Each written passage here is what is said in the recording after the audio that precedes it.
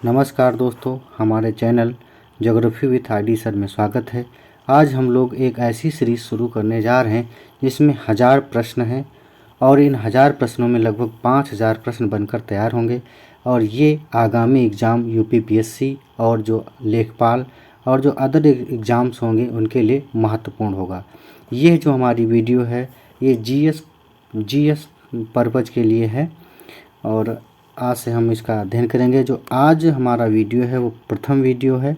हमारा पहला क्वेश्चन है कि किसी स्थान पर उच्च ज्वार भाटाओं में कितना अंतराल होता है। तो यह जो अंतराल होता है वह 12 घंटे 26 मिनट होता है, क्योंकि जो पृथ्वी और चंद्रमा की जो रोटेशन का समय है वो लगभग बराबर होने की वजह से ऐसा होता है। जो अमावस्या और पूर्णिमा को वृहत ज्वार आते हैं। अमावस्या और पूर्णिमा को वृहत ज्वार आते हैं। क्षुद्र ग्रह सूर्य के चारों ओर किनके बीच चक्कर लगाते हैं। तो जो सूर्य क्षुद्र ग्रह होते हैं वो मंगल और बृहस्पति के बीच चक्कर लगाते हैं। देखिए ये हमारा सन है और ये ग्रह हैं इस प्रकार से। तो देखिए ये जो होते हैं आंतरिक ग्रह कहलाते हैं। ये बुध है, ये शुक्र है, ये पृथ्वी है और ये मंगल है, ये बृहस्पति है और ये शनि है और ये अरुण है और ये वरुण है। तो देखिए और इनके बीच में ये छोटे छोटे जो क्षुद्र ग्रह होते हैं इन्हें ही एस्ट्रॉयड कहा जाता है। यानी मंगल और बृहस्पति के बीच में कौन से ग्रह पाए जाते हैं, वो क्षुद्र ग्रह पाए जाते हैं। यहाँ पर और क्वेश्चन बनता है कि आंतरिक ग्रह कौन से कहलाते हैं। तो आंतरिक ग्रह ये होंगे आंतरिक ग्रह और पार्थिव ग्रह। पार्थिव ग्रह यानी जो पृथ्वी की तरह विशेषता रखने वाले होते हैं वो पार्थिव ग्रह कहलाते हैं। और आंतरिक ग्रह इसलिए क्योंकि एस्ट्रॉयड जो होते हैं इनके अंतर्गत, मतलब ये एस्ट्रॉयड इसको डिवाइड करता है। यानी जो ये 4 ग्रह होते हैं ये आंतरिक ग्रह और ये जो होते हैं वो बाह्य ग्रह कहलाते हैं। और बाह्य ग्रह जो होते हैं वो गैसीय ग्रह कहलाते हैं। वो किस लिए, क्योंकि इसमें गैस की मात्रा अधिक होती है, इनके वायुमंडल में गैस की मात्रा अधिक होती है। और इधर जो है ये ठोस होते हैं और ये गैसीय होते हैं। वहीं पर जो बुध होता है वो सूर्य के सबसे नज़दीक होता है और जो पृथ्वी के सबसे नज़दीक ग्रह जो होता है वो शुक्र होता है। इस प्रकार से ढेर सारे क्वेश्चन बनते हैं। हमारा अगला क्वेश्चन है कि किस दिन पृथ्वी सूर्य के सबसे निकट होती है। कौन सा समय होता है। तो वो होता है 3 जनवरी। 3 जनवरी। अब हमारे दिमाग में आता है यार 3 जनवरी को तो सर्वाधिक गर्मी होती है हमारे वहाँ, पर यह हमारे यहाँ से मतलब नहीं है। ये मतलब है केवल पृथ्वी पर सूर्य यानी कब सबसे नज़दीक होगा, तो वो होता है 3 जनवरी को। सिचुएशन कुछ ऐसी बनती है कि सूर्य 3 जनवरी को सबसे नज़दीक होता है और 4 जुलाई को, जो 4 जुलाई होता है वो सबसे दूर होता है। यानी जब नज़दीक होता है तो इसे कहा जाता है उपसौर और जब सबसे दूर होता है तो उसे कहा जाता है अपसौर। ठीक, यानी 4 जुलाई को सबसे दूर और 3 जनवरी को सबसे नज़दीक होगा। तो यानी ये कहा जाए कि पृथ्वी पर सर्वाधिक सनरेज कब पड़ती हैं, सर्वाधिक तापमान कम होता है तो 3 जुलाई को होता है। ठीक, 21 मार्च क्या होता है। 21 मार्च को सूर्य विषुवत रेखा पर लंबवत चमकता है। 23 सितंबर को भी विषुवत रेखा पर सूर्य लंबवत चमकता है। आकार के संदर्भ में वरुण हमारे सौर मंडल में कौन सा स्थान पर है। तो आकार की दृष्टि से पूछ रहा है और वरुण को पूछ रहा है तो चौथा है। यहाँ पर देख लीजिए, मैंने अभी पिछली बार बताया ये सन है और ये आंतरिक ग्रह हैं और ये बाह्य ग्रह हैं। देखिए जो सर्वाधिक बड़ा ग्रह होता है वो बृहस्पति, उसके बाद शनि, उसके बाद अरुण और उसके बाद वरुण। ठीक है, तो देखिए जो वरुण है वो सबसे दूर है और चौथा सबसे बड़ा ग्रह है। यानी पहले बृहस्पति, फिर शनि, और उसके बाद अरुण, उसके बाद वरुण। यानी चौथा सबसे बड़ा ग्रह क्या हो जाएगा? वरुण हो जाएगा। सबसे बड़ा ग्रह कौन सा है? वो बृहस्पति है। तो इधर का जो क्रम है वो चेंज नहीं होता है, सेम इसी प्रकार से होता है। निम्नोक्त ग्रहों में से किसको पृथ्वी का जुड़वा कहा जाता है? तो जो पृथ्वी का जुड़वा कहा जाता है उसे वो है शुक्र। शुक्र को पृथ्वी का जुड़वा कहा जाता है। और जो मंगल ग्रह है इसे रेड ग्रह भी कहा जाता है, लाल ग्रह भी कहा जाता है। शनि में छल्ले पाए जाते हैं। और शुक्र की और यह विशेषता है कि शुक्र और बुध में कोई सैटेलाइट नहीं होते हैं, यानी कोई उपग्रह नहीं होते हैं शुक्र और बुध के। और शुक्र को जुड़वा भी कहा जाता है और यह सबसे चमकीला ग्रह भी है। सूर्य के चारों ओर घूमने वाले ग्रहों की कुल संख्या कितनी है? तो वो है 8। सूर्य का पृष्ठीय तापमान आंका जाता है। जो पृष्ठीय तापमान है उसका वो 6000 डिग्री सेंटीग्रेड है।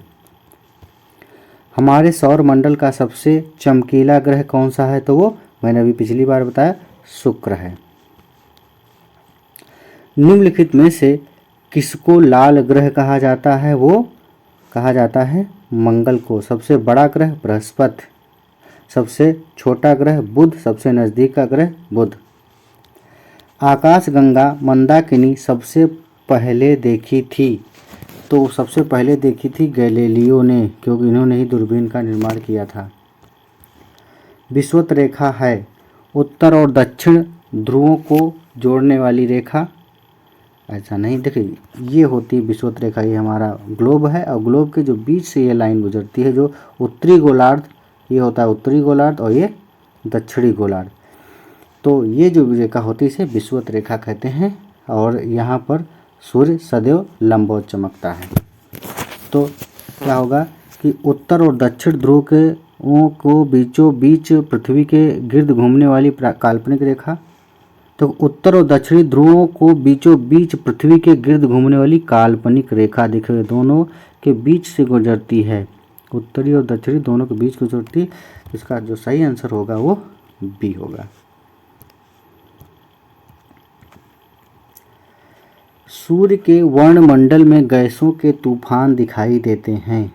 जो सूर्य का वर्णमंडल होता है उसमें गैसों के जो तूफान दिखाई देते हैं वो क्या होते हैं? कब दिखाई देते हैं? चक्रवात के दौरान, प्रतिचक्रवात के दौरान, चंद्र ग्रहण के दौरान और सूर्य ग्रहण के दौरान।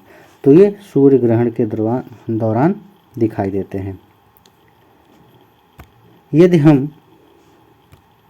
यदि हम समुद्र तट पर बैठकर दो सूर्यास्तों के बीच बीतने वाले समय को मापें तो उससे हम अनुमान लगा सकते हैं।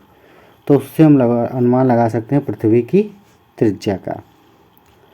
सौरमंडल के 4 सबसे विशाल ग्रह अवरोही क्रम में हैं। तो मैंने बताया था कि जो बाह्य ग्रह होते हैं वो बृहस्पति, शनि, अरुण और वरुण। देखिए कौन होगा? बृहस्पति, शनि, यूरेनस और नेपच्यून। सही आंसर सी होगा। जब चंद्रमा पूरी तरह से सूर्य को ढक लेता है तो उसे कहते हैं, उसे उम्ब्रा कहा जाता है, प्रच्छाया या उम्ब्रा कहा जाता है। यानी जब चंद्रमा पूरी तरह से सूर्य को ढक लेता है तो उसे उम्ब्रा कहा जाता है। निम्नलिखित में से किस ग्रह का कोई चांद नहीं है? तो किसका चांद नहीं है? तो इसमें बुध का नहीं है और शुक्र का भी नहीं होता है। शुक्र भी कोई चांद नहीं होता है।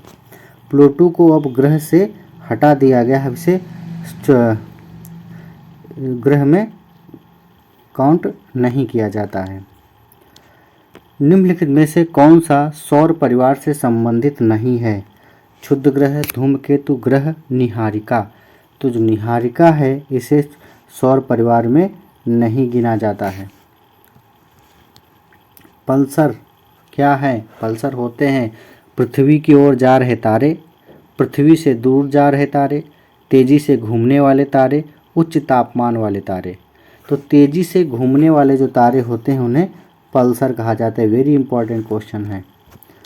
निम्नलिखित में से पृथ्वी से कौन सा खगोलीय पिंड दूरी सबसे अधिक है? जो कैसा और कौन सा खगोलीय पिंड है जो पृथ्वी से सबसे दूर है? तो सबसे दूर कौन है? प्लूटो है। सूर्य के बाद पृथ्वी से सबसे नज़दीक तारा कौन सा है? सूर्य के बाद की बात कर रहा है। सूर्य के बाद पृथ्वी से सबसे नज़दीक तारा कौन सा है? वो प्रॉक्सिमा सेंचुरी।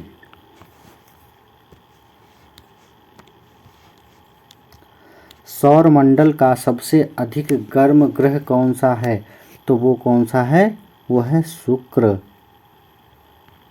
सबसे ग्रह जो गर्म है वो शुक्र है, क्योंकि इसमें कार्बन डाइऑक्साइड की मात्रा इसके वायुमंडल में सर्वाधिक पाई जाती है, इसीलिए सबसे गर्म ग्रह होता है। किस ग्रह को सांध्य तारा के नाम से जाना जाता है? तो शुक्र को ही सांध्य का तारा कहा जाता है। सूर्य की बाह्यतम परत को कहते हैं। जो सूर्य की बाह्यतम परत होती है उसे किरीट कहा जाता है। उस आकाशगंगा का नाम क्या है जिसमें पृथ्वी एक ग्रह है? कौन सी आकाशगंगा है जिसमें पृथ्वी आता है, पृथ्वी आती है, जिसमें हमारा सौरमंडल आता है? वो है दुग्ध मेखला। पूर्व से पश्चिम की ओर परिक्रमण करने वाले ग्रह का नाम है।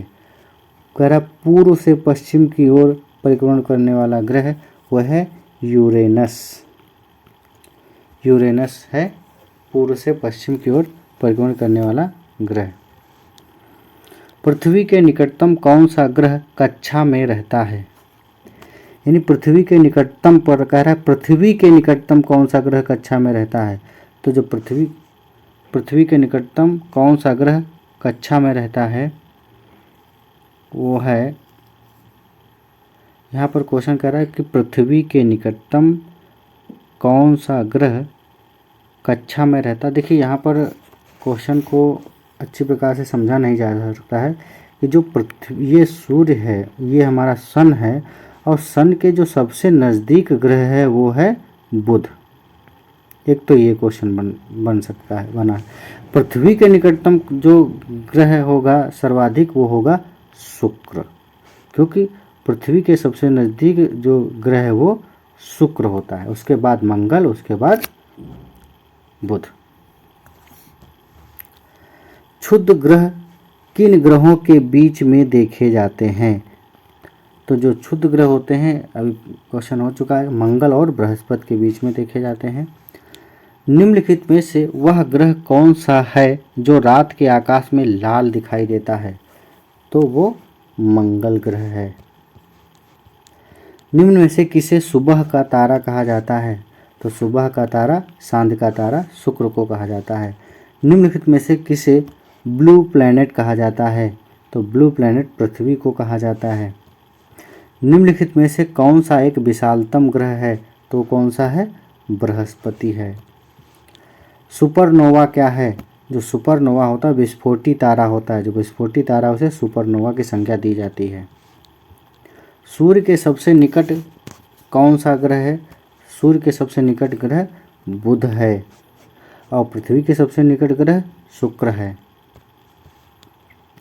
ग्रहण के दौरान पड़ने वाली छाया का सबसे काला भाग प्रच्छाया कहलाता है। ग्रहण के दौरान पड़ने वाला छाया का सबसे काला भाग प्रच्छाया कहलाता है।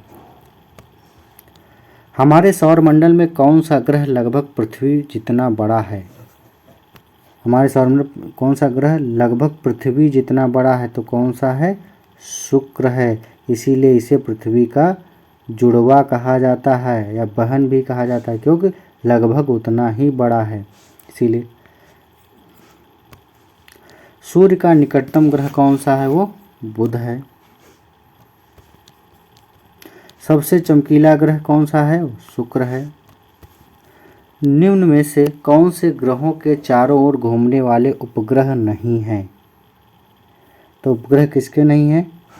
इनमें में से कौन से ग्रहों के चारों ओर घूमने वाले उपग्रह नहीं हैं?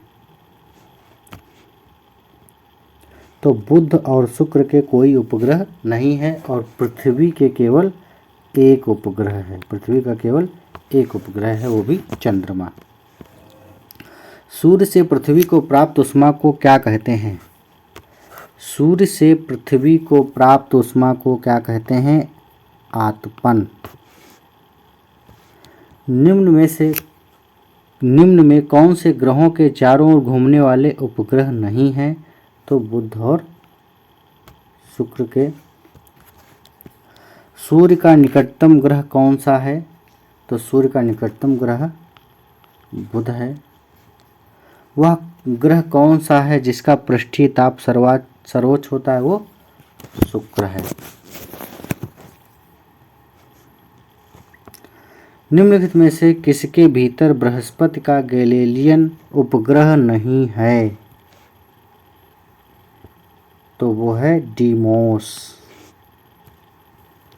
सूर्य ग्रहण उस समय होता है जब सूर्य और पृथ्वी के बीच चंद्रमा आ जाता है। देखिए सूर्य ग्रहण कब होगा, ये सिचुएशन बन जाती है। देखिए सूर्य ग्रहण का मतलब यह है कि हमें सूर्य दिखाई न पड़े। जब सूर्य दिखाई न पड़े तो यानी ग्रहण हो जाएगा। सूर्य और पृथ्वी के बीच में चंद्रमा आ जाता है, यानी ये पृथ्वी है और ये सूर्य है और यहाँ पर चंद्रमा आ गया, यानी जो सनरेज होती है वो चंद्रमा आगे ढक लेता है, पृथ्वी पर प्रकाश नहीं जा पाता, इसलिए पृथ्वी से देखने पर सूर्य नहीं दिखाई पड़ता है। तो इस सिचुएशन को जो है सूर्य ग्रहण होता है। सूर्य का प्रकाश हमारे पास लगभग कितने समय पर पहुंचता है? तो ये लगभग 8 मिनट में पहुंचता है। सूर्य या चंद्र ग्रहण में पृथ्वी की छाया कितने भाग में विभाजित हो जाती है? तो 3 भाग में विभाजित हो जाती है। इक्विनॉक्स होता है जब दिन और रात बराबर होते हैं। तो इक्विनॉक्स कब होता है? जब दिन और रात बराबर होते हैं, अर्थात दिन रात कब बराबर होते हैं? जब जो सनरेज होती हैं वो विषुवत रेखा पर पहुंचती हैं। जब सनरेज होती हैं विषुवत रेखा पर पहुंचती हैं, लंबवत चमकती हैं, तब इक्विनॉक्स कहलाता है। यह सिचुएशन 21 मार्च और 23 सितंबर को होती है। विषुव तब होता है जब सूर्य ऊर्ध्वाधर भूमध्य रेखा पर चमकता है। भूमध्य रेखा पर जब चमकेगा तब विषुव होता है। सूर्य आतप का पृथ्वी पर असमान वितरण मुख्यतः किसके कारण होता है? तो पृथ्वी के गोलाकार आकृति के कारण होता है। इसकी ऐसी आकृति ही है जिससे सूर्य का जो प्रकाश होता है पृथ्वी पर पड़ता है वो असमान पड़ता है। निम्नलिखित में से किस वैज्ञानिक ने यह सिद्ध किया कि सूर्य के चारों ओर प्रत्येक नक्षत्र का मार्ग दीर्घवृत्ताकार है? तो यह केपलर ने किया था। तो आज हम लोग 50 क्वेश्चन पर डिस्कशन करे हैं और अगली क्लास में इससे अलग क्वेश्चन इसी प्रकार से हम 50-50 क्वेश्चन का सेट बनाकर लाएंगे। तो आज हमारा वीडियो कैसा लगा ये हमारे कमेंट करिएगा। यदि कोई क्वेश्चन गलत है या किसी प्रकार का आंसर गलत हो जाता है तो वो कमेंट में करिएगा। आज के लिए हमारा धन्यवाद।